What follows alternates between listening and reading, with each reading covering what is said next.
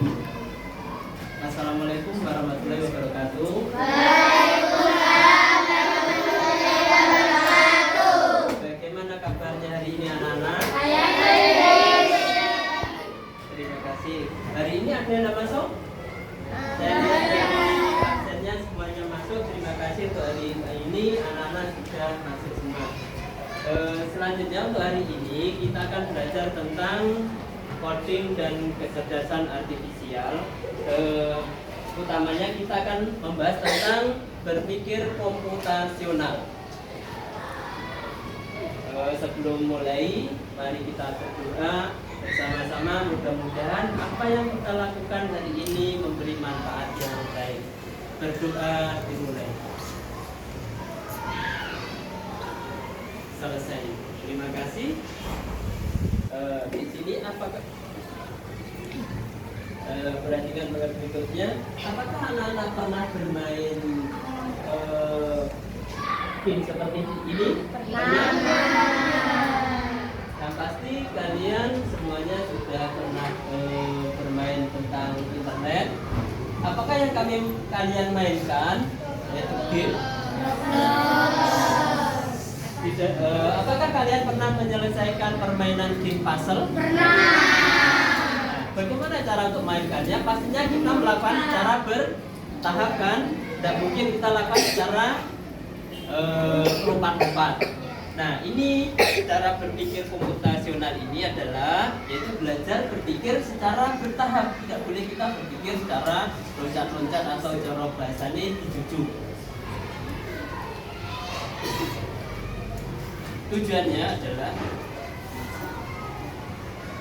berpikir komputasional adalah kemampuan berpikir yang dapat menyelesaikan permasalahan atau persoalan sehari-hari secara sistematis, efektif, efisien, dan logis. Sistematis ini maksudnya itu dilakukan secara bertahap.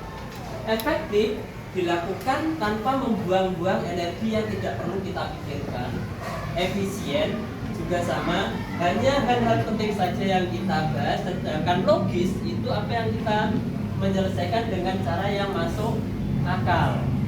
Seperti tadi. Berikutnya, konsep utama dalam berpikir komputasional adalah dekomposisi. Dekomposisi adalah memecahkan permasalahan yang besar menjadi kecil sehingga mudah di dalam pengelolanya. Contohnya di sini, adakah yang pernah di sini ke sekolah diantar oleh orang tuanya? Nah, ada. Nah, di dalam permasalahan misalkan Andi ke sekolah diantar ayahnya naik sepeda motor. Andi sering terlambat masuk sekolah. Itu ada beberapa hal. Yang pertama, mungkin Andinya bangun kesiangan atau ayahnya sibuk mengerjakan pekerjaan di rumah sehingga ayahnya agak telat untuk mengantarkan Andi. Dari sini kita lihat dulu permasalahannya. Tidak bisa kita lihat secara utuh, tapi dipecah-pecah biar permasalahan itu mudah diselesaikan. Yang berikutnya pengelolaan pola. Maksudnya pengelolaan pola di sini adalah mengidentifikasi pola-pola dalam permasalahan atau data untuk membantu menemukan solusi. Contohnya di sini polanya dari merah, kuning, hijau, biru, merah. Berarti kan diulangi lagi kan? Polanya terulang lagi. Berarti ini setelah merah kuning, kuning lagi, setelah kuning hijau, dan seterusnya. Ini pola yang harus kita pecahkan. Contohnya pola dalam kehidupan sehari-hari. Contohnya jika setiap hari Senin sampai Kamis itu jalan depan sekolah ini ramai, agar tidak terlambat, berarti setiap Senin sampai Kamis kita berangkatnya lebih awal. Kalau hari Jumat dan Sabtu itu agak sepi, berarti kita tidak perlu terburu-buru untuk datang ke sekolah. Berarti kita bisa melihat kalau setiap Senin sampai Kamis kok rame terus, berarti Senin nanti rame lah. Berarti kita untuk mengantisipasinya harus berangkat lebih awal. Yang berikutnya abstraksi dan algoritma. Abstraksi adalah fokus pada informasi penting yang mengabaikan detail yang tidak relevan. Dan dalam pemecahan permasalahan ini kita hanya mengambil hal-hal yang penting. Contohnya,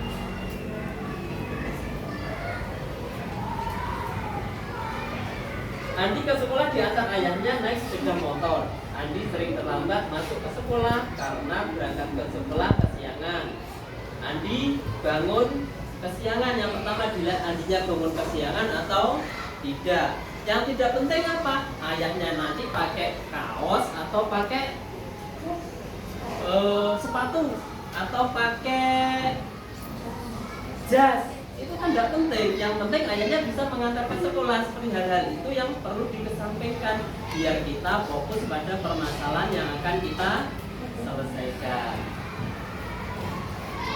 Memahami tentang cara berpikir secara komputasional, ini ada lembar kerja, tolong dikerjakan secara berkelompok dan tolong untuk kerjasamanya dengan temannya ya.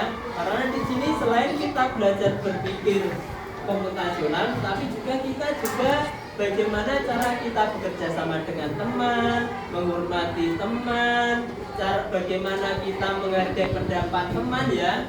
Oke, terima kasih, kalian merupakan anak-anak yang luar biasa, pasti bisa untuk menjaga kekompakan kelompok dan keakraban dengan temannya.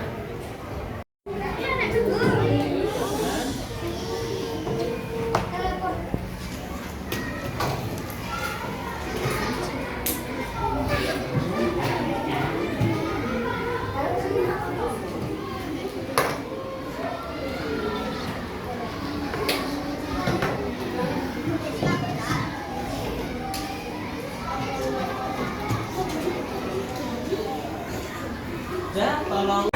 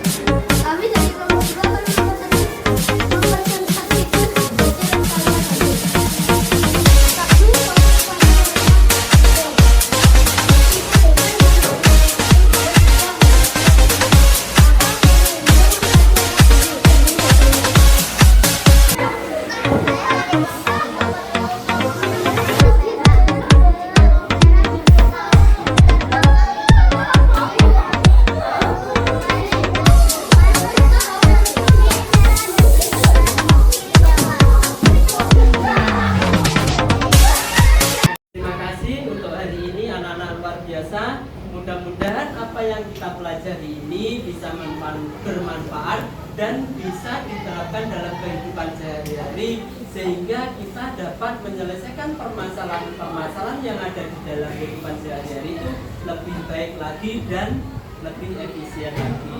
Oke, semoga dengan pembelajaran ini kita akan menjadi lebih baik lagi.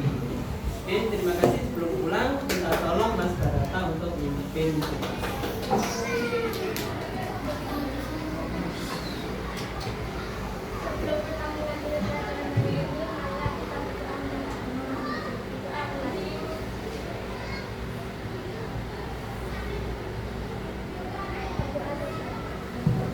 Terima kasih, bisa pulang ke rumah masing-masing.